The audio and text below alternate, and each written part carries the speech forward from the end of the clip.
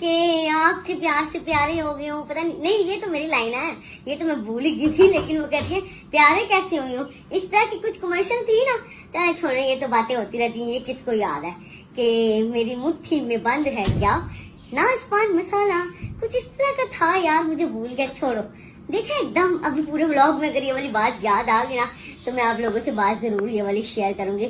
आप लोग बताएं आपकी गुड मॉर्निंग कैसी हो रही है, अच्छी हो रही है या नहीं हो रही।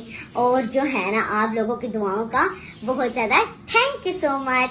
हमारा सारा प्यार है आपके लिए हमारा सारा प्यार। तो आज का व्लॉग हम शुरू करते हैं प्यार से। आज हम पूरे व्लॉग में ना प्यार ही आपको दिखाएंगे, मोहब्बत दिखाएंगे, अपना मोहब्बत ज्यादा वाली दिखाएंगे कि आप लोग जो है ना खुश हो जाए। प्यारे वाले गाइस, ये मेरे प्यारे हस्बैंड जी अभी सुबह सुबह उठ गए और इनकी जो है ना सुबह सुबह गुड मॉर्निंग में आंखें भी नहीं खोल रही, ठीक है।